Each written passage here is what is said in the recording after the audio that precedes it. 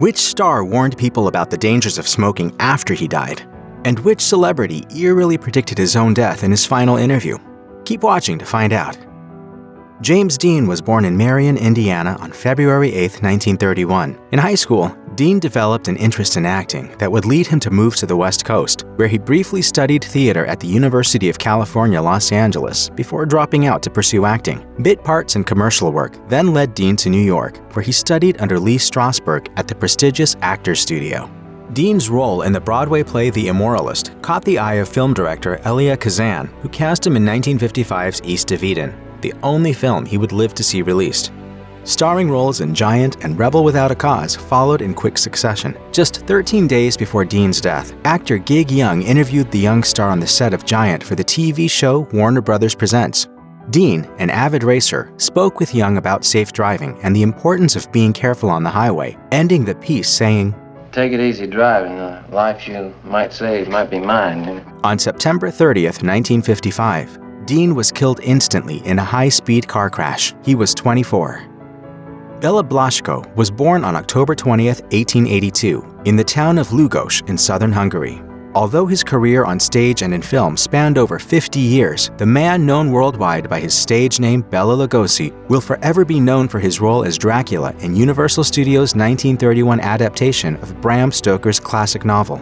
But Lugosi revealed in 1955 that he had become addicted to morphine first prescribed to him to alleviate severe leg pains and sciatica decades before. Knowing that he would die without help, he voluntarily entered a medical facility to receive treatment for his addiction. Upon his release, a fully rehabilitated Lugosi emerged from the hospital to speak to the press for what would be the last time. It's a terrible ordeal to go through a withdrawal. It's the greatest pain in the world. But he said that his time in rehab was transformative.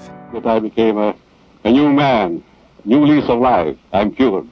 Optimistic about his future, Lugosi looked forward to getting to work on a new picture with his friend, notorious filmmaker Edward D. Wood Jr. Just a year later, though, Lugosi suffered a fatal heart attack while resting at his modest Hollywood apartment. He was 73. Born in Iowa in 1907 as Marion Robert Morrison, John Wayne was a University of Southern California football star before a shoulder injury permanently sidelined him. Discovered by legendary director John Ford, Wayne would go on to epitomize Hollywood's image of the American cowboy in such films as Stagecoach and The Searchers. In 1964, Wayne was diagnosed with lung cancer. An operation to remove most of his left lung proved a stunning success. Yet cancer was not through with John Wayne. In January 1979, doctors discovered a malignancy in the actor's stomach. Surgeons removed Wayne's complete stomach in a 9-hour emergency procedure. Wayne gave his last interview to ABC's Barbara Walters just one day before the discovery of his stomach cancer. Looking back on his 50-year career, Wayne commented on his mortality. And I want to hang around as long as I'm healthy and not in anybody's way. John Wayne made a final public appearance at the April 9, 1979 Academy Awards. He died on June 11, 1979 at UCLA Medical Center, aged 72. By the time Judy Garland was in her teens, she had become one of Hollywood's biggest draws, and when she starred in the 1939 classic The Wizard of Oz, her fame only grew.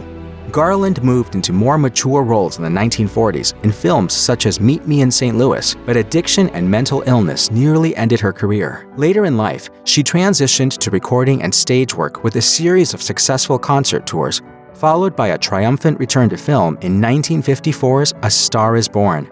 But as documented in Little Girl Lost by Al Diorio, by 1969, overwork, drug addiction, crash dieting, and a series of nervous breakdowns had taken a serious toll on Garland's health. In March of that year, she gave what would be her final interview to Radio Denmark. Sounding fatigued, Garland stated, My career has been like a roller coaster. I'm either an enormous success or just a down and out failure. When asked if she felt that she had led a rich life, Garland, recently married to fifth husband Mickey Deans, replied, No, not until now.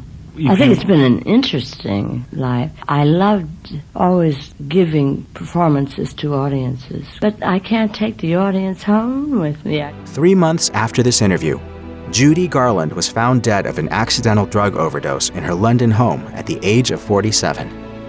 Immortalized in his signature role in the musical The King and I, a part he would play on Broadway over 4,000 times, Yul Brynner was an enigmatic figure. With his shaved head and powerful voice, he was an imposing presence in roles ranging from the Pharaoh Ramses in the Ten Commandments to the android gunslinger in Westworld.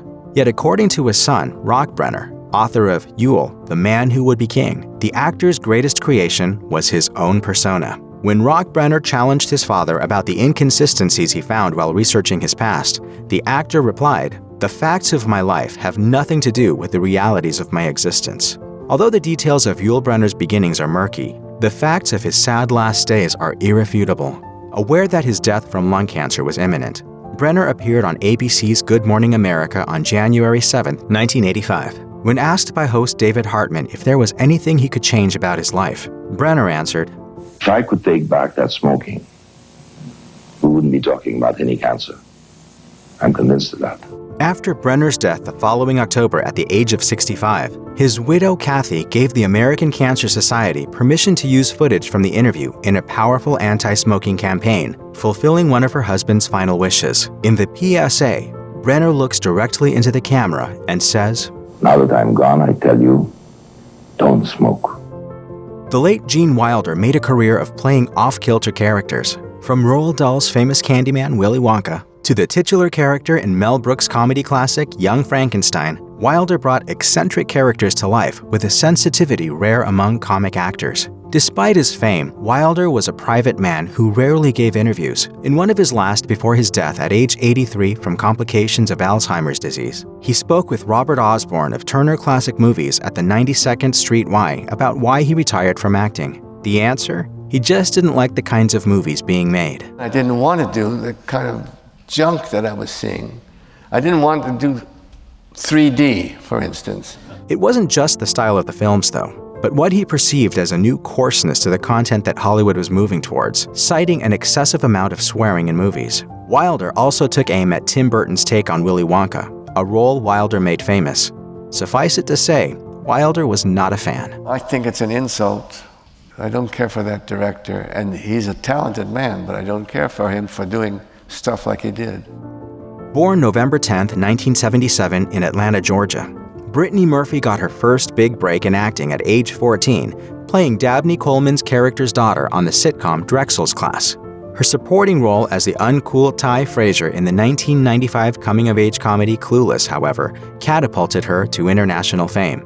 Critically acclaimed roles in such films as Girl Interrupted and 8 Mile followed, as well as a long-running voice role on the animated comedy King of the Hill. But on December 20th, 2009, Murphy, 32, shockingly collapsed at her home and died from a combination of pneumonia, anemia, and intoxication of multiple over-the-counter and prescription drugs. Despite the coroner's report, her family and others would offer a number of alternate theories for her cause of death, including intentional poisoning.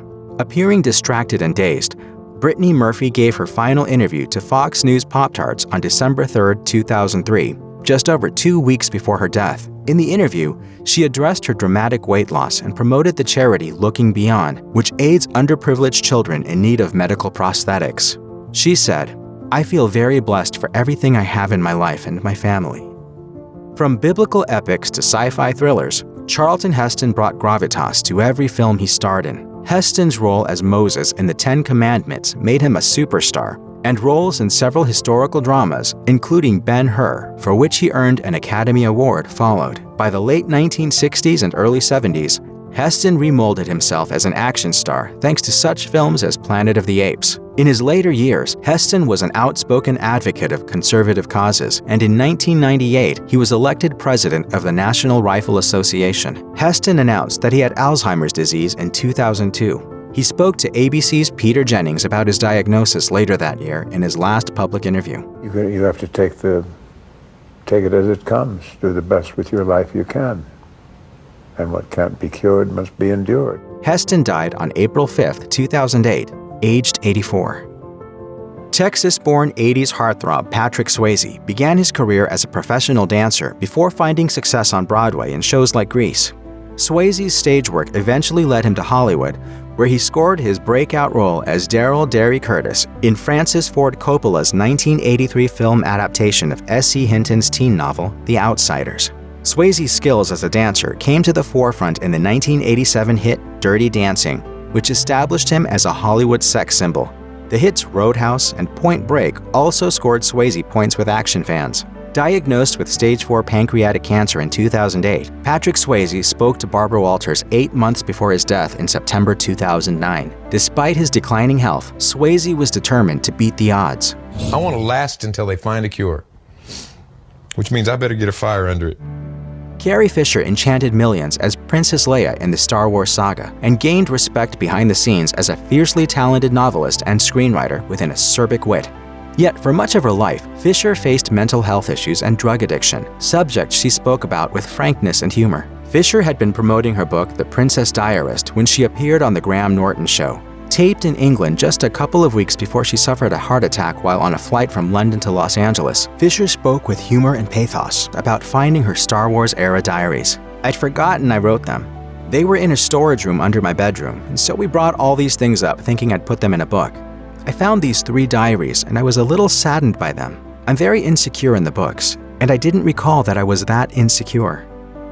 No name is as synonymous with the words movie star as Marilyn Monroe. Beloved for her vivacious personality, breathy voice, and stunning physical attributes, she made her mark in such comedies as Gentlemen Prefer Blondes and Some Like It Hot. Yet her bubbly on-screen demeanor belied a life of loneliness and depression that would fuel her successful dramatic turns in films like The Misfits, her last completed film.